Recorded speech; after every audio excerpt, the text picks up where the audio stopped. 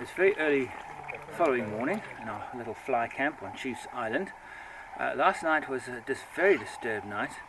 Well, for me anyway. I think many of the others slept very well, but there were hyena around, calling, yapping, laughing, a sinister call echoing through the night. So I stayed awake half the night, but anyway, apart from that, it was a lovely, comfortable night.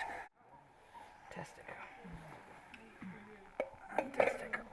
It's day 53 on my expedition to find the source of the Okavango River and follow it to its very end. Fruit salads are always fantastic. I'm in the Okavango Delta itself, my last day before I head further south. We are returning to Delta Camp. It's time I continue my journey following the Okavango. The Okavango is one of very few rivers in the world that never finds the sea. I am determined to find what happens to it and follow it to its last resting place.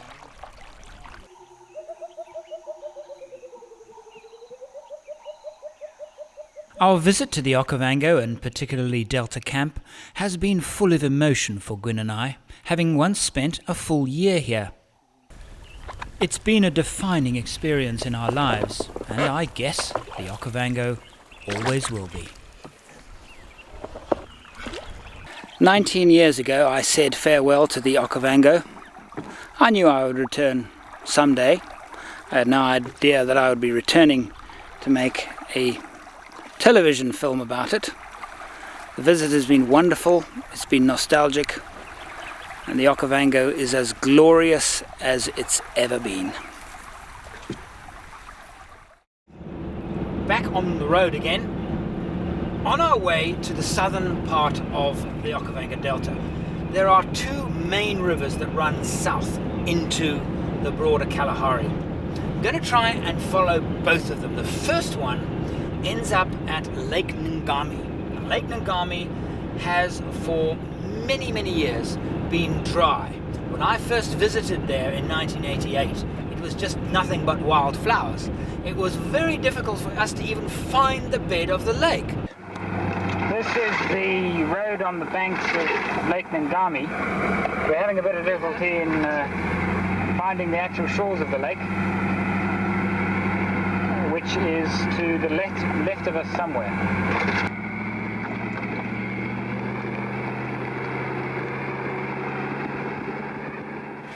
This is Lake Ngami, nothing like I expected. It's thick, heavy thorn trees we've been travelling through for about 3 hours. We've come across a few puddles, but I don't believe that that's the true lake itself. And they're certainly not fed by any dry waterways or anything.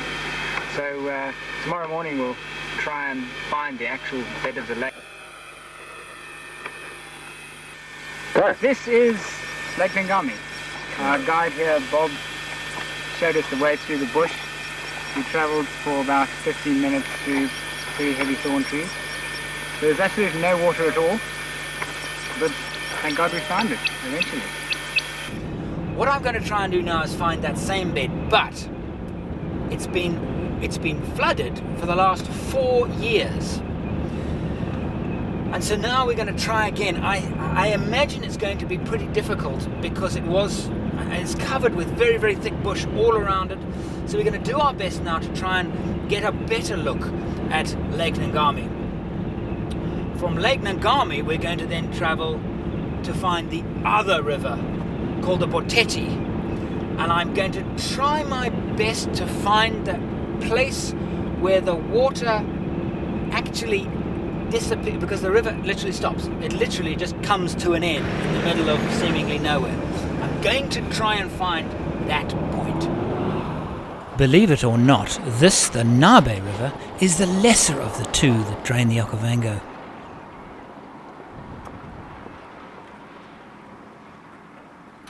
It certainly has been quite a story.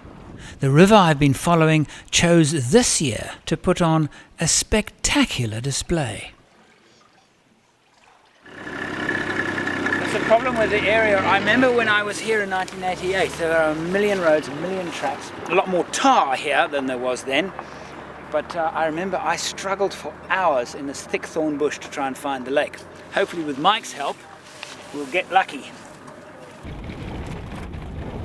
This is exactly how I remember it. Driving on a narrow track through tall trees, knowing that we're pointing towards the lake and waiting to see it. But this time I know that I'm going to see water, but when? Okay. Nice to see the kids out there. Something's happening. A flood by the look of it. On this part of my journey, I have rejoined with friend and Kalahari expert Mike Main. So, Mike, Yeah. I think we have a problem. Yeah, but you've got rubber linings on your door, haven't you? Yeah, very funny. What are we going to do now? Isn't that an amazing sight? Yeah. That's how big the lake is. The lake has come right up to that. That's fantastic. Absolutely fantastic. And you can see That's the ridge. That's the ridge. that's the ridge. You're going to try and get us on that ridge. Yeah, we were going to go across here and then turn left before the ridge, hoping to encounter the lake. Okay. So I think we've encountered the lake. Let me just check if this really is. Ngami. It's Is this water? Yeah, it's water. It's Lake Ngami. It is water. Oh, it must be Lake Ngami. That is extraordinary. It's a big lake now. Oh, we're going to have to go around from the end to see if we can get onto the Toteng end of that ridge, so we can get a view down on the lake. Probably it's still rising. Still coming up. Yeah. And the last time it was like this 74. 1974. It was a long time. Yes. It's very nice to see, huh? Amazing. And Isn't those that kids, amazing? did you see the children fishing? They fish with an And that- iron bar. And Okay, with this thing. That's how they kill the fish. that's what Yes. this little guy got it. He's standing here with the bar, and as the bar will come in,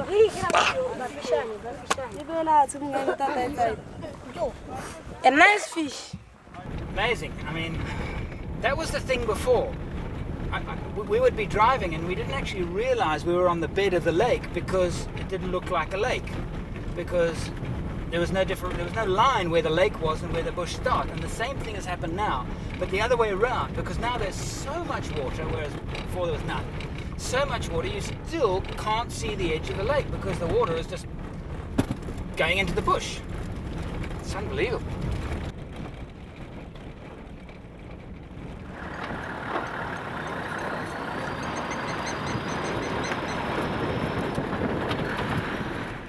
I don't know where Mike's gone. He's vanished. He's just... The road, I mean, it's blocked. I can't go any further. I don't know where he is.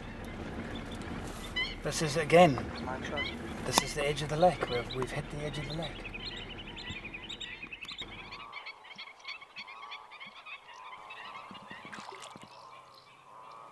This is Lake Ngami. This is Lake Ngami. Our guide here, Bob, showed us the way through the bush. Our guide, Mike, has disappeared. We travelled for about 15 minutes through pretty heavy thorn trees. This is exactly what I said. Well, not quite. When I first came here, I stood here and said, There's absolutely no water at all, but thank God we found it eventually. this is Lake Ngami, but I was standing on green and there were bushes with lots of little insects around, and our guide was with us, but now our guide's gone. He's vanished. I don't know where he couldn't have gone that way because there are a million birds in the water. And this time I am standing in water, and you know something? I'm only 2 meters from the edge of the road. Where it's an utter and complete contrast. Whereas before there wasn't a drop of water anywhere. Here you can't even get to the original border edge shoreline of the lake because of the water. we just can't get to the lake because of the water. It's unbelievable. Oh, hold on.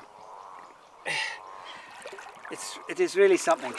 It is really something. The water is everywhere. Amazing. So I must go and find Mike. But I still want to shoot some footage of these water birds.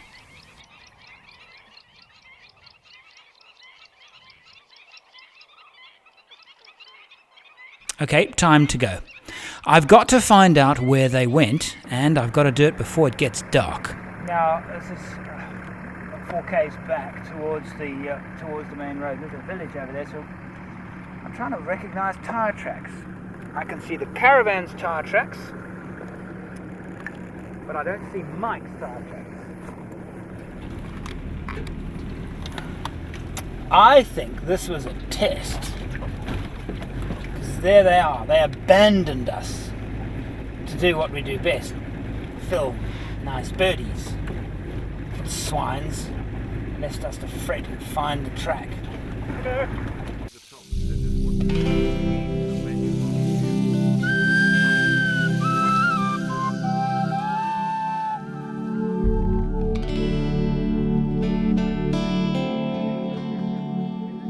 I'm really confident now.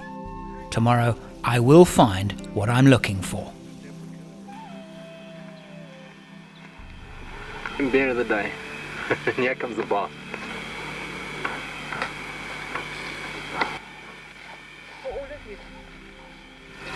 In this book, they quote Livingstone saying that Lake Ngami was a fine stretch of water. So it was a little surprising to find a fine stretch of flowers.